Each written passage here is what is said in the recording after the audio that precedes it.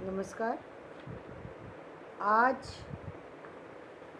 MHD 7 के अंतर्गत ध्वनि परिवर्तन और नियम के विषय में चर्चा करेंगे। भारतीय परिवार की भाषाओं में ध्वनियों की संबद्धता पर अध्ययन में भाषा वैज्ञानिकों की रुचि बढ़ी। उन्होंने अनुभव किया कि कुछ ध्वनि परिवर्तन बड़े ही व्यवस्थित ढंग से किए गए। उदाहरण के लिए आप देख सकते हैं, संस्कृत के और अंग्रेजी के कुछ शब्दों को हम यहाँ देख सकते हैं कि महाप्राण से अल्पप्राण कैसे बने। महाप्राण देखिए, जैसे भ्राता जो है ये महाप्राण शब्द है, और ब्रॉदर जब हम बोलेंगे तो इस यहाँ पर अल्पप्राण का यूज होता है, यानी कम शक्ति यहाँ पर रखती है। बंद बोलते हैं, जब संस्कृत में बंद बोलते हैं तो महाप्राण यानी ज़्यादा शक्ति का प्रयोग होता है, और बाइंड बोलते हैं तो अल्प प्राण का यूज़ होता है। इसी तरीके से जब दंत बोलते हैं तो घोष, दंत बोलने के साथ एक जो है ध्वनि जो है वो बाहर की तरफ जाती है, दंत। और टीथ कहते हैं तो अघोष की ध्वनि सुनाई देती है।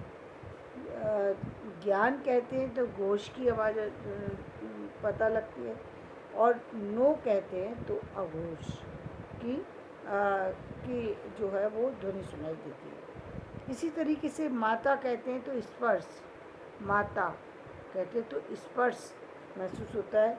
मदर कहते हैं तो संघर्षी ध्वनियाँ जो है वो सुनाई देती हैं। पिता कहते हैं तो स्पर्श की ध्वनि सुनाई देती है।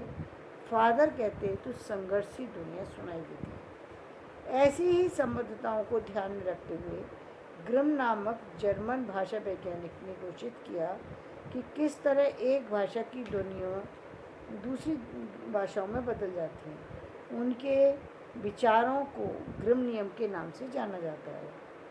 इसे उन्होंने बड़े वैज्ञानिक तथा रोचक ढंग से एक सरल आरेख के रूप में भी प्रस्तुत किया है, जैसे अघोष टीथ है, अल्पप्राण ब्रॉदर है, या फिर हमने घोष में दंत और घोष में ज्ञान का प्रयोग किया है। इसी तरीके से अल्पप्राण में ब्रॉदर और महाप्राण में भ्राता का प्रयोग किया है। महत्वपूर्ण यह है कि संघर्षी को महाप्राण का ही दूसरा रूप गिना जाता है, यानी संघर्षी को ही महाप्राण की संज्ञा भी दी गई है। नियम की घोषणा के साथ ही विद्वानों ने अपवादों की सूची देना शुरू कर दिया। हम देखते हैं कि बंद और बाइंड, द्विता और डॉटर के प्रारंभिक व्यंजन में कोई परिवर्तन नहीं हुआ। यानी हम जब बंद कहते हैं और बाइंड कहते हैं, दोनों में प्रारंभ में बा ही प्रयोग होता है। एक हिंदी का है, एक इंग्लिश का है, लेकिन दोनों के उच्चारण में प्रारंभ में बा का ही प्रयोग होता है, एक में बंद और एक में बाइंड। इसी तरीके से द्विता या डॉटर दोनों ही जो है वो उसका प्रारंभिक जो है वो साउंड जो है एक जैसी है, द्विता डॉटर एक ही उसमें आते हैं। प्रारंभिक व्यंजन में कोई परिवर्तन नहीं हुआ है। ऐसे अपवादों के निराकरण के लिए अतिरिक्त नियम भी बनाए जाते रहे।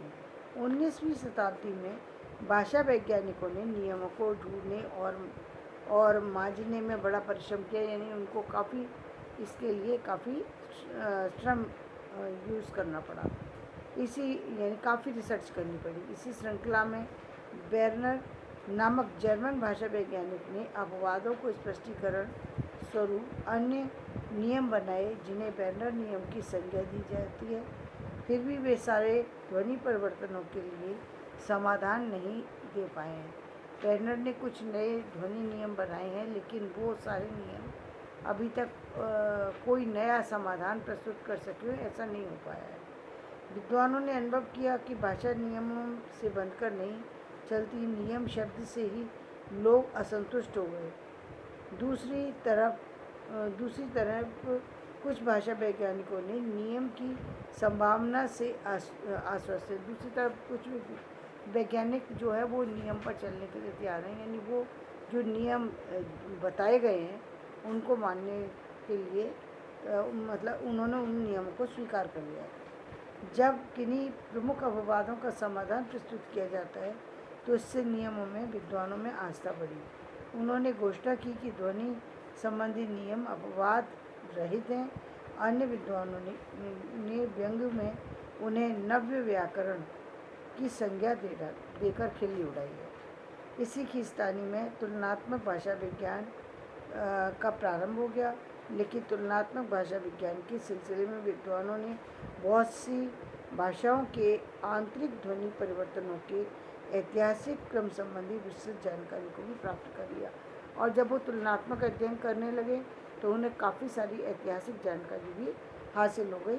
सहज ही वे प्रस्तुत सामग्री के आधार पर भाषाओं के ऐतिहासिक विकास, ध्वनि, अर्थ आदि में परिवर्तन तथा परिवर्तन के कारण आदि में रुचि लेने लगे। तो इस तरीके से ऐतिहासिक भाषा विज्ञान की भी शुरुआत हो गई। धन्यवाद। आज का वीडियो मैं यही समाप्त करती हूँ। मेरा वीडियो पसंद आए तो इसे लाइक करें, शेयर करें और सब्सक्राइब करें। धन्यवाद।